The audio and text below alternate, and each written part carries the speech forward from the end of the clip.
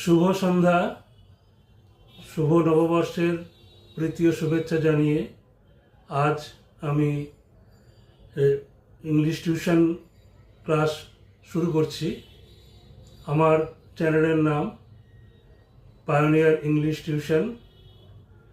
আমি এই চ্যানেলে একেবারে প্রাইমারি লেভেল থেকে শুরু করছি। যারা একেবারে বিগিনার্স তারা উপকৃত হবে। আমি প্রত্যেককে অনুরোধ করব যে এই চ্যানেল সাবস্ক্রাইব করতে, শেয়ার এবং লাইক করতে এবং বেল নোটিফিকেশানে টাচ করতে, যাতে আমার প্রতিদিনের ক্লাসগুলো ফলো করতে পারে।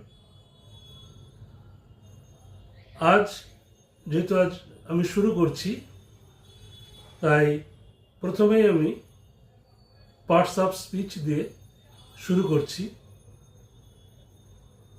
একটি সেন্টেন্সে যে ওয়ার্ডগুলো থাকে, অর্থাৎ যে ওয়ার্ডগুলো নিয়ে একটা সেন্টেন্স তৈরি হয়, সে প্রত্যেকটি ওয়ার্ডের আলাদা আলাদা নাম রাখছে। আমরা একটা সেন্টেন্স আমরা ধরে নিতে পারি, my father goes to office daily by car. আমি আবার সেন্টেন্সটা বলছি, my father goes to office daily by car. এখানে কতগুলো ওয়ার্ড আমরা পেলাম। My father goes to office daily by car, এই ওয়ার্ডগুলো আমরা পেলাম। এই প্রত্যেকটি ওয়ার্ডের এক একটি নাম আছে। প্রথম আমরা কি পেলাম? মাই, এটা প্রোনাউন। ফাদার, এটাকে বলা হয় নাউন। গো, এটা ভার্ব। টু, এটা প্রিপোজিশন। অফিস, এটা নাউন। ডেইলি, এটা অ্যাডভার্ব। বাই, এটা প্রিপোজিশন। কার, এটা নাউন। এখানে আমরা এক একটি পেলাম নাউন ওয়ার্ডগুলোর যে নাম পেলাম। এইরকম একটি সেন্টেন্সে ইংলিশ 8টি পার্টস অফ স্পিচ আছে, তোমরা জানো। কি কি? Noun, pronoun, adjective, verb, adverb, preposition, conjunction, interjection. আবার রিপিট করছি, noun, pronoun, adjective, verb, preposition, conjunction, interjection. এই 8টি পার্টস অফ স্পিচ নিয়ে একটি সেন্টেন্স গঠিত হয়। তো প্রত্যেকটি সেন্টেন্সে যে 8টি পার্টস অফ স্পিচ থাকবে এরকম নয়, যে কটি ওয়ার্ড থাকবে তার আলাদা আলাদা এই 8টি পার্টস অফ স্পিচের মধ্যে হবে। অনেক সময় একটি ওয়ার্ড নিয়েও একটি সেন্টেন্স গঠিত হতে পারে, তবে জানতে হবে সেটি অবশ্যই ভার্ব হবে। আমরা এখন এই 8টি যে পার্টস অফ স্পিচ আমরা সংক্ষেপে বর্ণনা করব। প্রথমে আমরা কি পেলাম? নাউন। বাংলায় আমরা একে বিশেষ্য পদ বলি।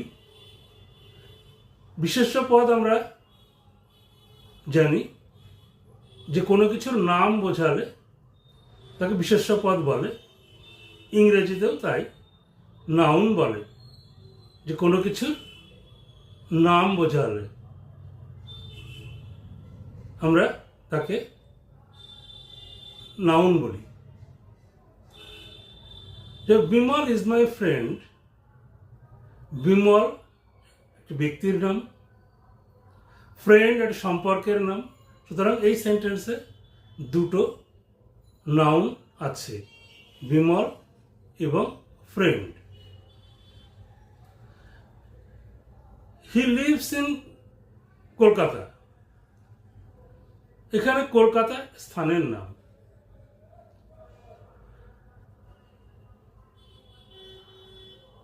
রামায়ণ ইজ এ হোলি বুক,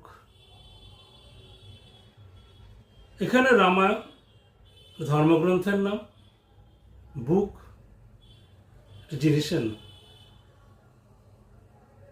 সুতরাং যে কোনো নাম বোঝালে, কোনো ব্যক্তি, স্থান, জিনিসপত্র, যে কোনো নাম যদি বোঝায় তাহলে আমরা সেই পদকে নাউন বলবো।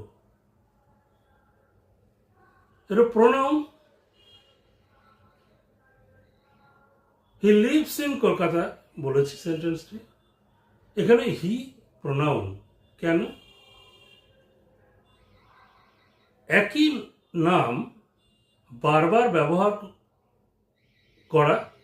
করতে একটু শুনতে খারাপ লাগে, সেই জন্যে নাউনের পরিবর্তে প্রোনাউন ব্যবহৃত হয়। বাংলায় যেটা সর্বনাম বলা হয়, বাংলায় যে শব্দগুলো রয়েছে আমি, তুমি, সে, আমরা, তোমরা, ইংরেজিতে সেগুলো আছে আই, উই, হি, সি ইত্যাদি। এগুলো হচ্ছে প্রোনাউন। আমরা এগুলো নাউনের পরিবর্তে ব্যবহার করি। এরপর হচ্ছে অ্যাডজেক্টিভ। অ্যাডজেক্টিভ হচ্ছে নাউন এবং প্রোনাউনের দোষ, গুণ, সংখ্যা, পরিমাণ ইত্যাদি নাউন বা প্রোনাউনকে বর্ণনা করে যে ওয়ার্ডগুলো, সেইগুলোকে বলা হয় adjective.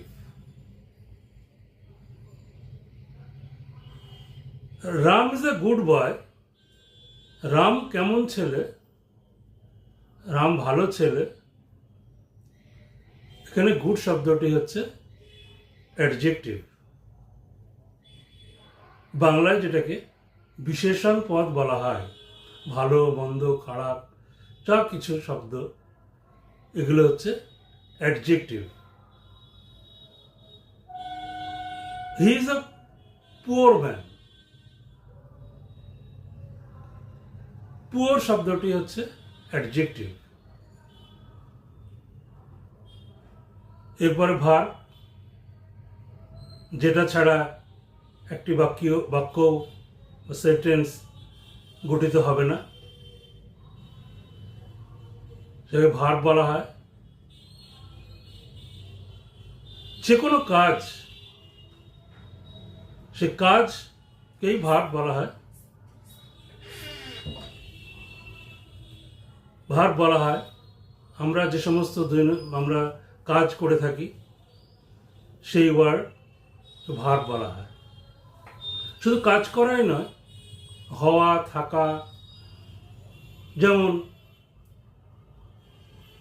You are a student, I am a teacher, এগুলো হওয়া। আমি হই একজন শিক্ষক, তুমি হও একজন ছাত্র, এগুলো হওয়া। এই হওয়া এটাও ক্রিয়াপদ। আবার থাকা, I have a house, have আছে, হ্যাভ, হ্যাজ, এগুলো হচ্ছে ভার্ব। উই ইট রাইস, আমরা ভাত খাই, খাওয়া, এইরকম শব্দগুলো হচ্ছে ভার্ব। বাংলায় যেটা ক্রিয়াপদ বলা হয়। এরপর হচ্ছে অ্যাডভার্ব। অ্যাডভার্ব হচ্ছে ভার্ব এবং অ্যাডজেক্টিভ এই লোকে বিশেষিত করে। ভার্বটা কেমনভাবে ঘটে সেটা বিশেষিত করে।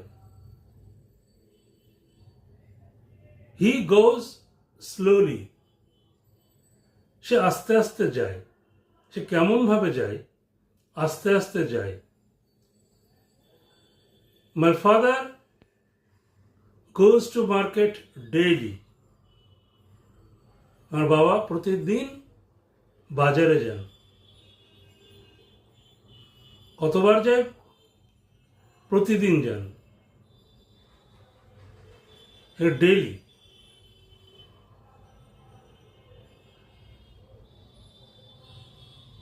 এই শব্দগুলি হচ্ছে অ্যাডভার্ব। এটা নাউন বা প্রোনাউন অথবা ভার্ব বা অ্যাডজেক্টিভকে বিশেষিত করে।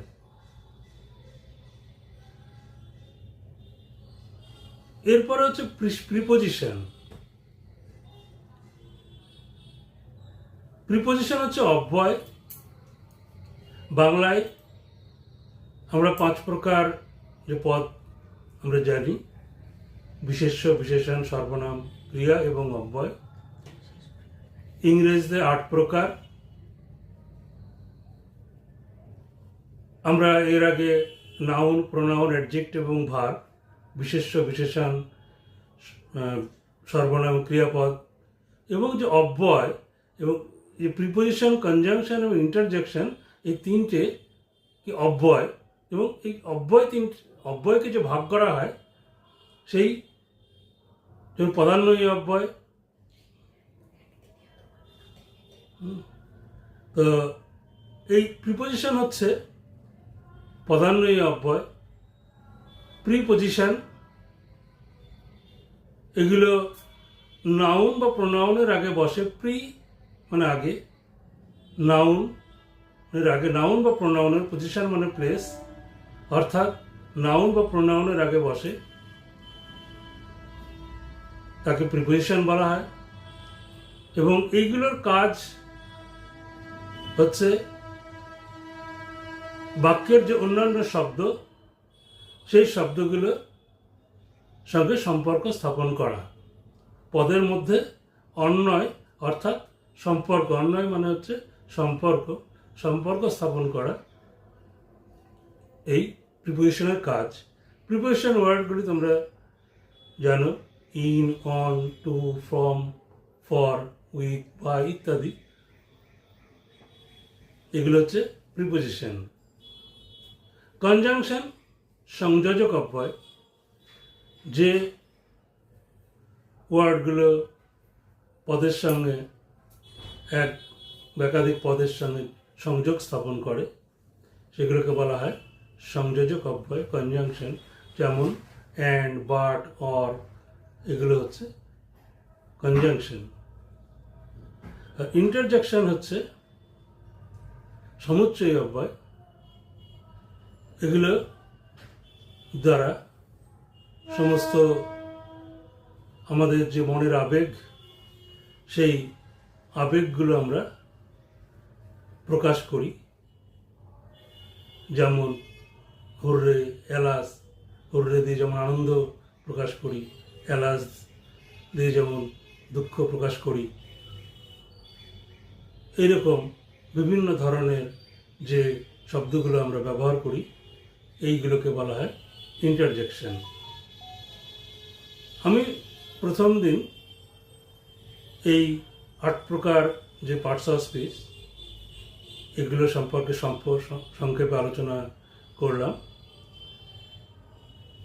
এইগুলো আমি প্রতিদিন বিস্তারিতভাবে আলোচনা করব। আজকে প্রথম দিন, যেহেতু অনলাইন অভ্যাস নেই, সেই জন্য একটু অসুবিধা হয়তো হচ্ছে। আস্তে আস্তে ঠিক হয়ে যাবে। তোমরা আস্তে আস্তে আমার এই ক্লাসগুলো ফলো করো, তাহলে তোমরা অনেক কিছু জানতে, বুঝতে পারবে এবং অনেক কিছু সহজ হয়ে যাবে। আমিও চেষ্টা করব তোমাদেরকে সহজভাবে বোঝানোর জন্য। আজকে আমি এখানেই শেষ করছি। আবার অনুরোধ যে তোমরা এই চ্যানেলটিকে সাবস্ক্রাইব করো, লাইক এবং শেয়ার করবে। শেষ করছি।